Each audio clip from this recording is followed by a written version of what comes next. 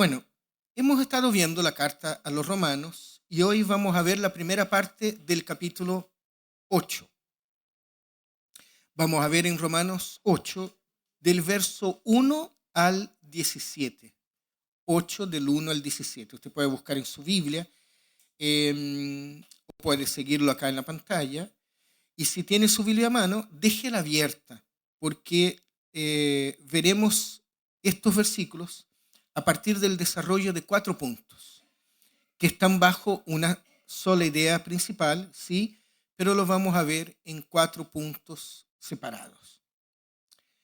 Y la idea principal de este pasaje tiene que ver con el desafío de vivir en Cristo.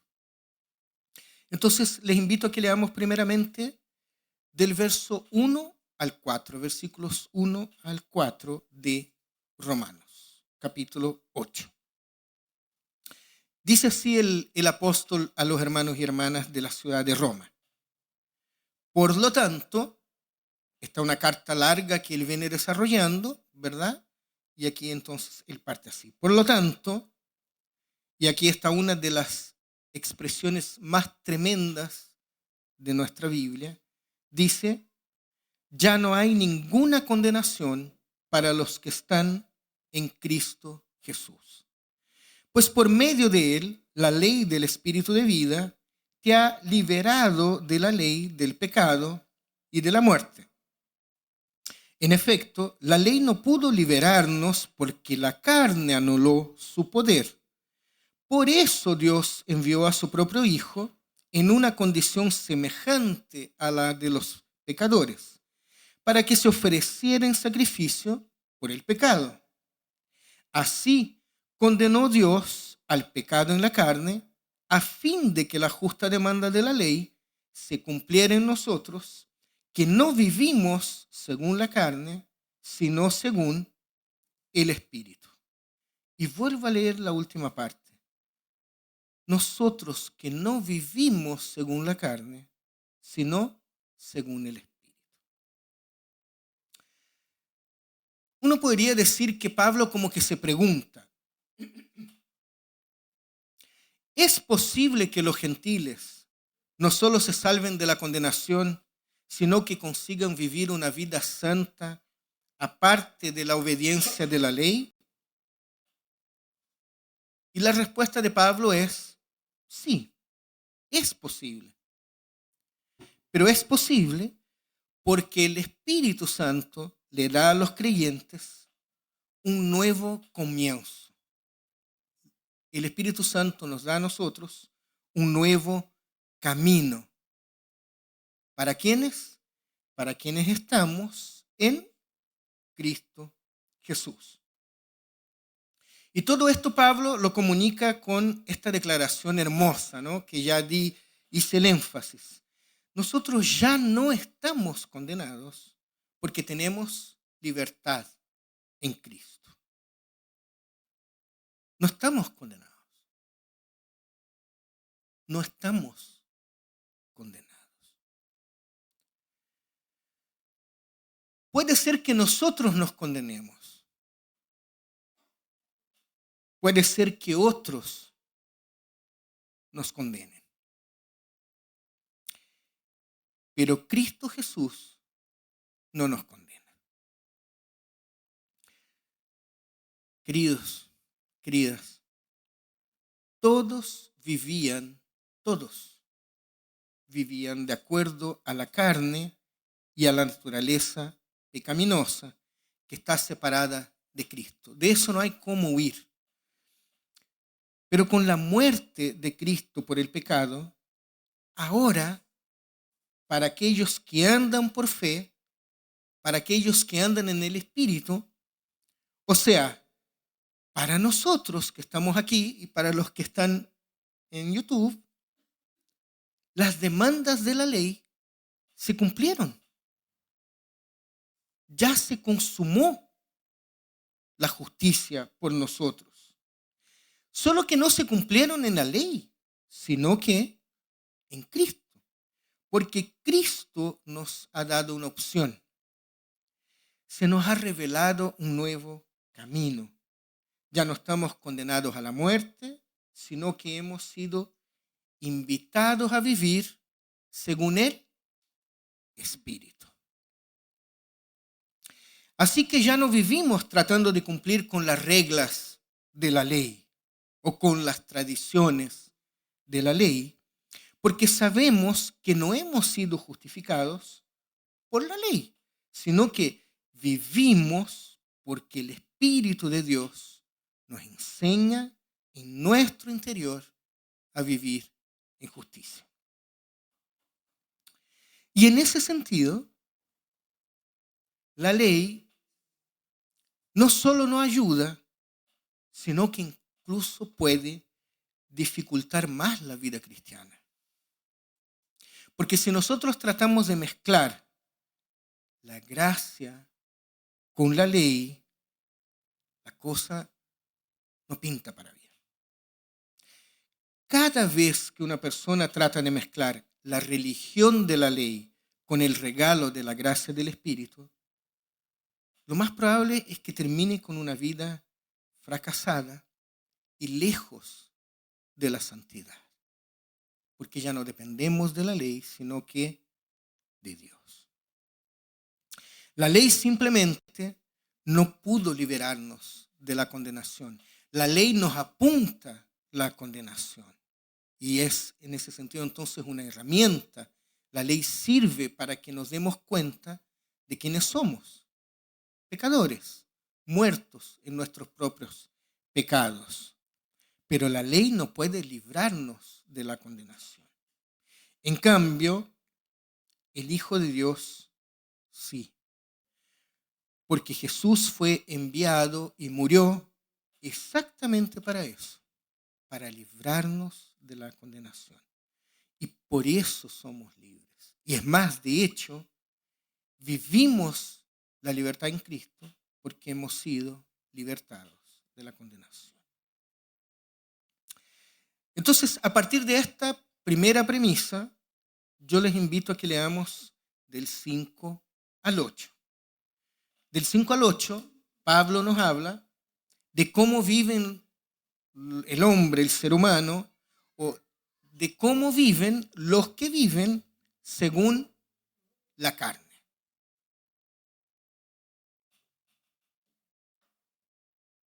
Cinco al 8.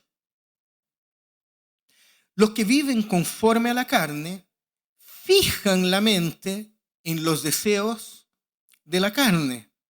En cambio, los que viven conforme al Espíritu fijan la mente en los deseos del Espíritu. La mente gobernada por la carne es muerte, mientras que la mente que proviene del Espíritu es vida y paz.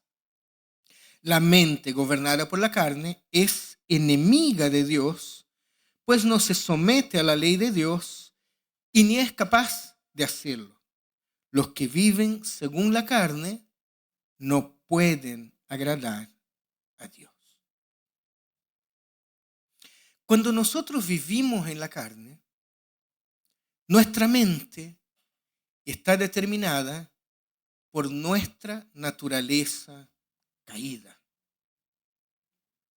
Nuestra naturaleza caída. Por eso, y no podría ser de otra manera, nosotros terminamos razonando en un plano controlado por nuestra naturaleza caída. No hay cómo ser de otra forma. Pero Pablo es enfático en afirmar, viviendo así, no se puede agradar a Dios. El que vive según la carne tiene una mente determinada por la naturaleza caída, tiene una mentalidad pecaminosa en donde todo lleva a la muerte. Su perspectiva, sus presuposiciones, valores, deseos, propósitos. Para el que vive en la carne, todo lleva a la muerte. Cuando vivimos en la carne, vivimos todos los aspectos de la vida razonando y siendo controlados a partir de la naturaleza caída. El éxito personal, pensamos solo en nosotros. No me importan los demás. Yo debo ser exitoso y si me esfuerzo para que a mí me vaya bien. Y es más, me va bien porque yo me esfuerzo. Entonces, pienso en el éxito de una manera muy personal. No me doy cuenta de la injusticia en que viven los demás. No me doy cuenta de la injusticia en que está el mundo.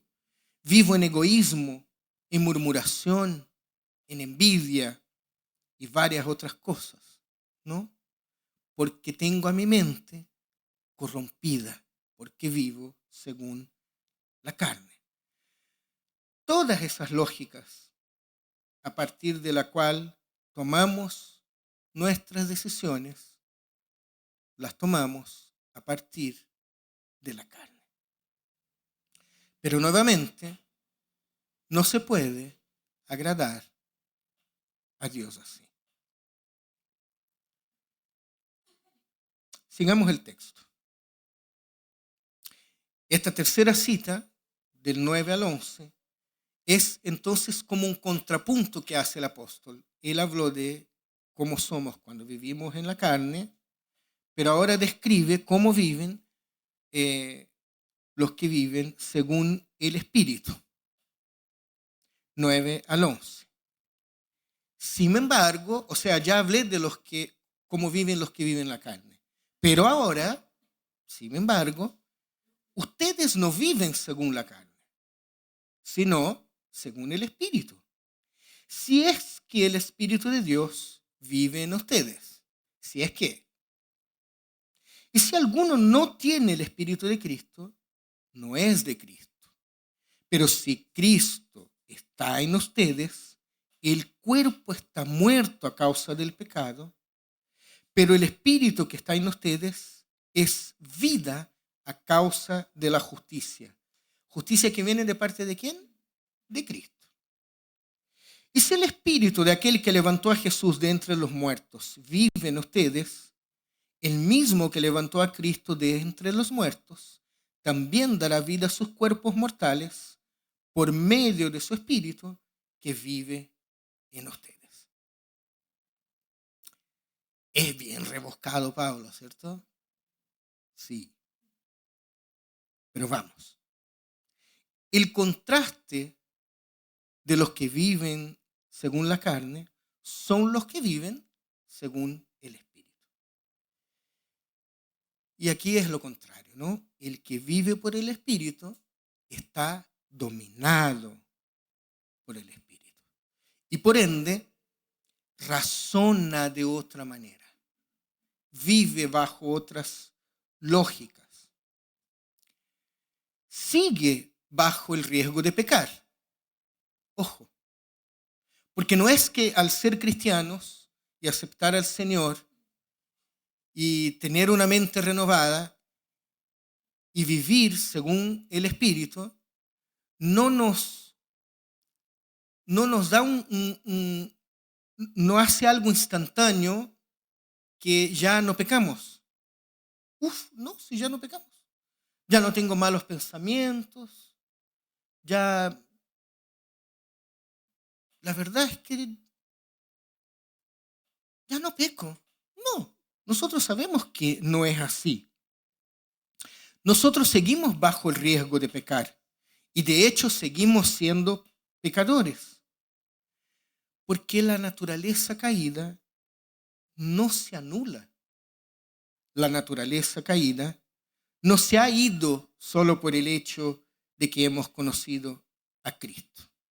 Pero eso sí, el que vive por el Espíritu vive con la gran diferencia de que esta naturaleza caída ahora está sometida al Espíritu Santo de Dios. Ya no estamos muertos a causa del pecado, porque esa era la condenación, ¿no? La condenación de la cual habla Pablo es la muerte. Bueno, ya no estamos muertos. ahora tenemos vida. Porque así como el Espíritu de Dios volvió Jesús a la vida, cuando Él ya estaba muerto, dice Pablo, Él volverá a nosotros también a la vida, ¿no? Porque solo el Espíritu dará vida eterna a aquellos que vivan por la gracia de Dios. Esos somos nosotros.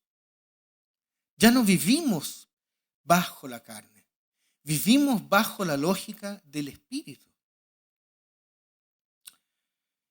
Y lo último, a modo de conclusión de este pasaje.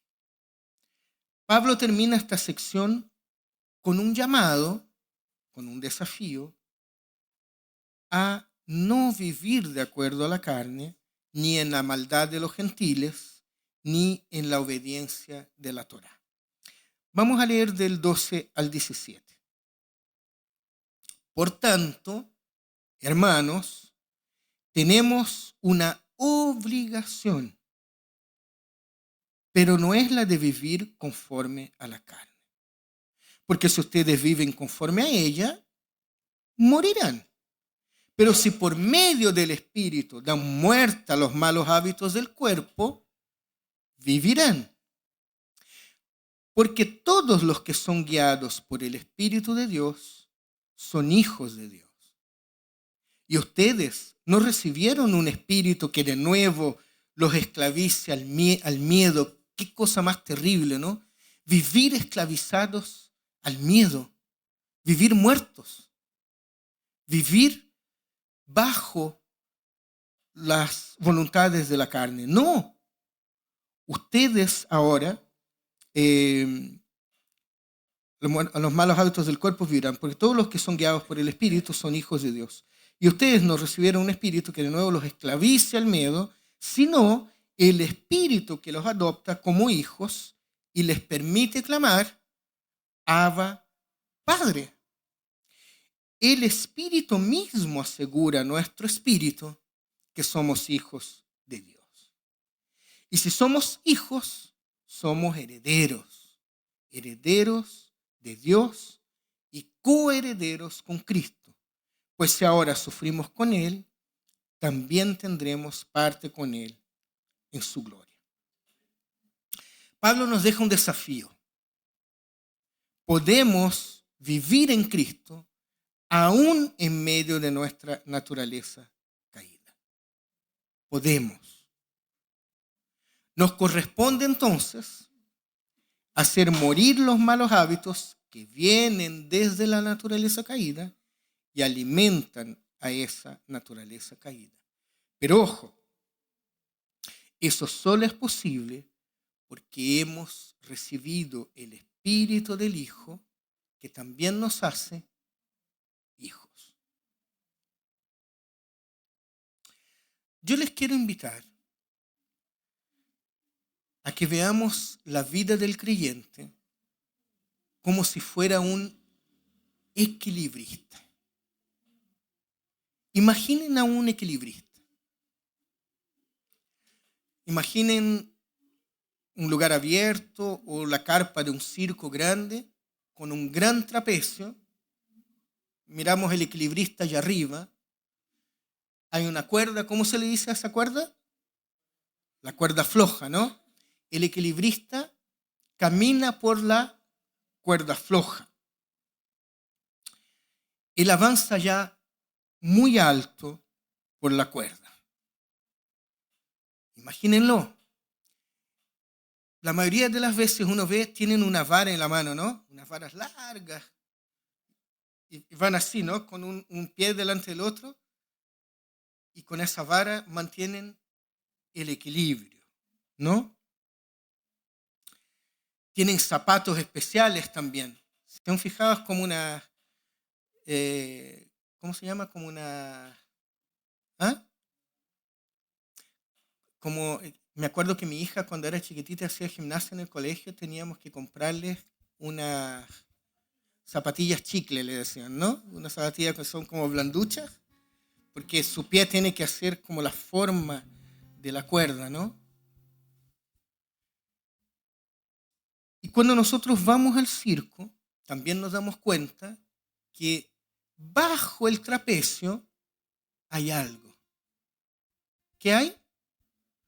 Una malla, ¿no? Nosotros podríamos llamar eso de una malla de seguridad, ¿no? Una red de seguridad. Hay una malla que está la cuerda y está la malla abajo, ¿no es cierto? La malla está, claro está, para que caso el equilibrista caiga, no se muera, sino que tenga una nueva oportunidad de subir al trapecio y volver a intentar, ¿no es cierto? Ser equilibrista, yo me imagino que debe ser difícil. Se necesita constancia, entrenamiento. ¿Cuántas veces entrenando el equilibrista debe de perder el equilibrio y dejarse caer en la malla de protección que hay abajo? ¿No es cierto? Pasa que cuando uno va en el circo, él ya hizo eso 200 veces. Entonces él va, y aún así la malla está. Y él avanza. Pero debe costar. Debe ser necesario constancia, responsabilidad. ¿O será, ustedes creen que el tipo sube allá arriba así? Verdad que soy el equilibrista. Se prepara mucho. Necesita disciplina. Yo imagino el equilibrista levantándose a las 3 de la tarde. No, entrena, cuida su salud mental, cuida su físico. Porque el equilibrista no quiere caer. Qué bochorno más grande, uno va al circo y el equilibrista no quiere caer. Les digo algo. Nosotros tampoco queremos caer. No es bueno caer. No es agradable caer. Pero siguiendo la analogía, ¿corremos el riesgo de caer? Siempre. Todos los días. Pero al igual que el equilibrista, nosotros, cada uno de nosotros y nosotras, sabemos que si caemos, nos vamos a morir. Porque tenemos una red de protección, una malla, que es Cristo Jesús. Porque recuerden, ya no hay condenación en Cristo Jesús. El milagro, la gracia de Dios, es que en el Espíritu de Dios y solo en Él y solo en su poder, el creyente en Jesús puede vivir la vida como un hijo, una hija de Dios. Como el equilibrista, con temor, con responsabilidad, con seriedad, pero confiado. Porque como el equilibrista que avanza por la cuerda floja, el creyente sabe que hay una malla abajo que lo va a salvar de la muerte y le va a dar una nueva oportunidad de volver a intentar vivir la vida en amor, en esperanza y en santidad. ¿Qué les parece? Gloria a Dios, ¿no? Querido Señor,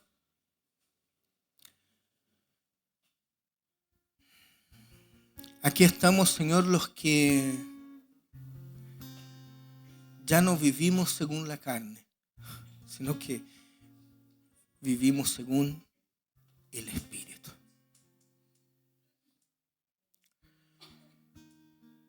Por eso, Señor, ya no estamos condenados por la ley o por nuestros pecados, porque hemos descubierto el Dios que salva. Nos hemos encontrado cara a cara con el Dios presente. Nos hemos encontrado con el Dios que tomó nuestro lugar,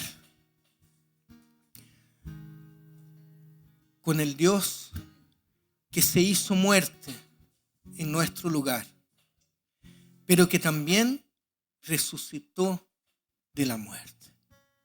Y por eso, Señor, nosotros hoy tenemos la confianza de que podemos vivir tu vida, porque tú moriste nuestra muerte.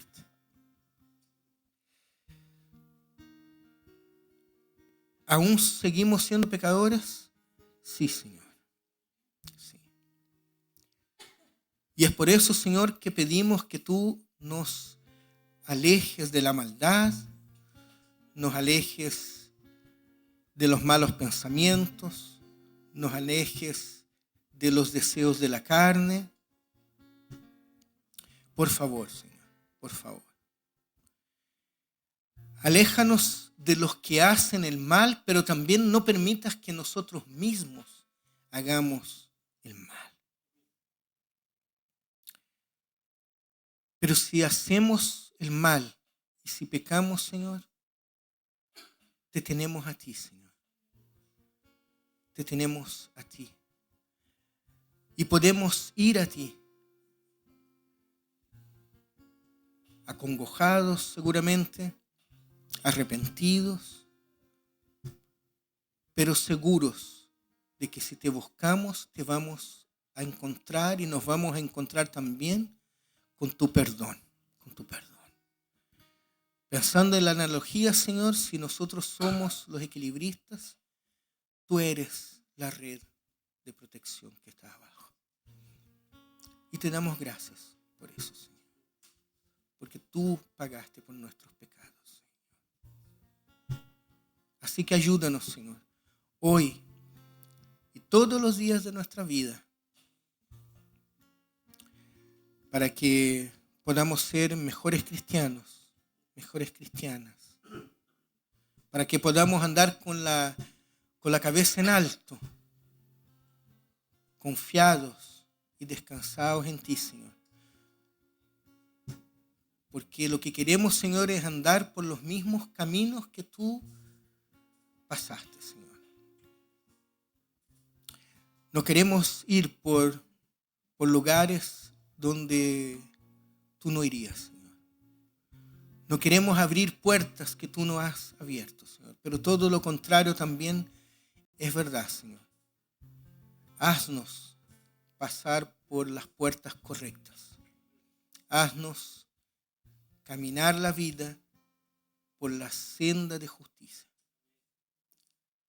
De tal manera, Señor, que lleguemos un día, Señor, a verte cara a cara,